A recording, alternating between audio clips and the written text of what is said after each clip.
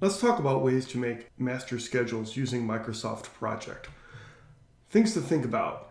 We can make these master files by integrating multiple files that are fully linked back and forth, read-write, so the changes in an underlying file are automatically reflected in the master file once they're opened. Option 2 is making the master file in the same way, where updates are allowed in the underlying files, but the master file is read-only. We recommend this option. The third is a static master, where it represents a point in time, say for example, as of a specific status date. This makes the file a point in time with no changes possible. It is purely static.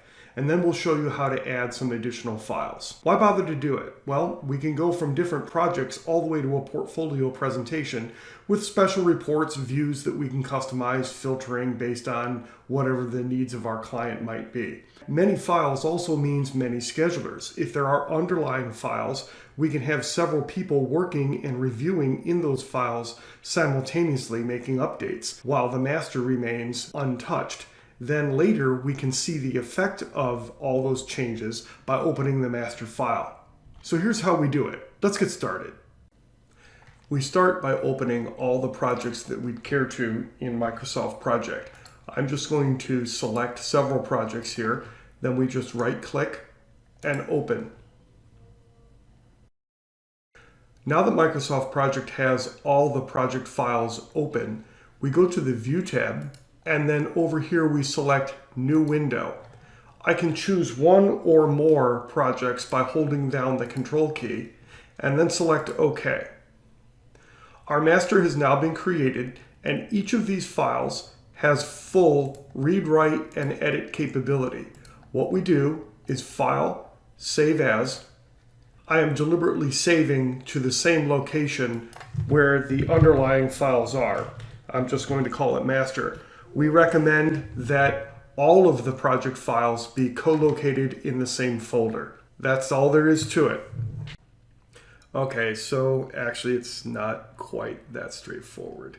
Let's take a look at a couple of things. In a master project file, remember it has its own unique project start date, its own project calendar, and its own unique task settings. Let's talk about that a little bit. We need to make sure project start dates align. So go into your sub-projects and find the earliest start date for the earliest project. Use that as the project start date in the new master file. You can use the move project if needed if you've already inserted the project files, but you've probably already overcome and accepted some defaults there. So it's not really a big deal, but you need to make sure that the project start dates are lining up the way you need them to. Also, the status dates have to match. It doesn't do us any good to have a correct status date in the master project file if the subordinate files have status dates that are in history or not at all.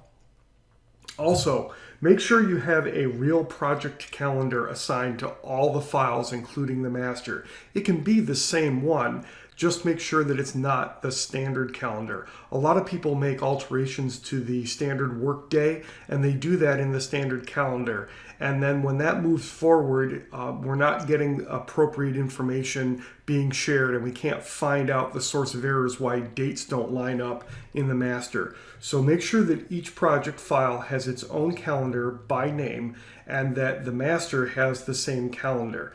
That can be a little bit tricky, but as long as each sub-project file has its own named calendar, you will be okay. On task settings, this is not mandatory, but take a look at things like the default task settings for fixed work or fixed duration, whether or not it's effort driven, whether or not new tasks auto-link predecessors and successors to the prior tasks when they're inserted, number of work hours per day, things like that. Make sure all that type of stuff matches up. It's not strictly mandatory, but it sure makes life easier. Ready for option 2? This is actually pretty easy. The first thing you do is start with option 1. That's what we have right here. Now what we want to do is we want to make these projects read-only. We want to preserve the right to edit and make changes to the underlying files, But when we open the master, we want the changes to be reflected in this one, but we don't want anyone playing with this file and making edits that are going to flow downhill into the subordinate files. So I'm going to insert a field, and it's called sub-project read only. Then what I'm going to do is I'm going to highlight any field, and I'm going to go on the View tab and outline and show all tasks. Notice we now have every task in every file showing. I'm going to change the field sub-project read only. I'm going to change that to yes. I go to the very top file, Control Shift down. I now have everybody selected, and then I just use fill down. In my world, that's Control D. So now we see everything is sub-project file read only. Very easy. File save. Do we want to save changes to everything? We say yes to all. And now the file, the master file, is read only, and nobody can make changes here and cause that impact to go downhill. Option 3 starts the same as option 1. We create a master with linked files. Just come to the main file here. Notice how it's open. Double click on the summary task, the one over here with the icon. Come to the Advanced tab and deselect Link to Project. Notice here the read only, we could have also changed it just like we did in option 2. This is just a different way to do it. Just check this box to make it read only. What I've done here is I've unselected Link to Project file. We click OK. It gives me a warning. And you'll notice now that the icon disappears. It indicates that we are no longer linked to the file. This information becomes static. I'm going to do the same thing for one of the other files. Let's just do this one. I double click. I'm going to collapse that to show you something. I'm going to double click here. I'm going to select the Advanced tab, deselect Link to Project, OK. And now when I open it, it's still static, but the files are still present. The last thing I'm going to show you is how to add additional files. First, select a location immediately below where you want the project to appear. For example, right here, Task 2. Then what I'll do is go over to the Project tab and select Sub-Project. Notice that I've inserted a new file here, file D, and I have it in the same folder as I have the other project files that contribute to this same master. This is generally important. It saves a lot of trouble later. I now have a choice. I've selected Project D. I now can insert it down here, and it will be linked. I can insert it as read only by selecting the drop-down arrow, Insert or Insert Read Only. However, I'm going to deselect the link to project, and now notice that the Insert Read Only has gone away. I only have the option to insert.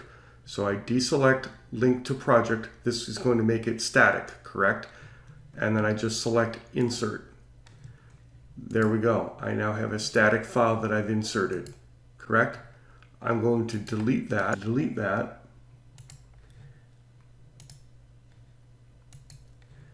and I'm going to come back and do it again. Project, Sub-Project. I'm going to select File D, this time Link to Project, and it's not read-only. Notice the difference in the icons here? This one is inserted as read-write. These with this icon are read-only. That's all there is to it. You can add and delete projects the same way. Just to show you that everybody's here, I'm going to go to the View tab, select all the tasks, outline, show all subtasks, and we see that we have a mixture of read-only, and static files. That's all there is.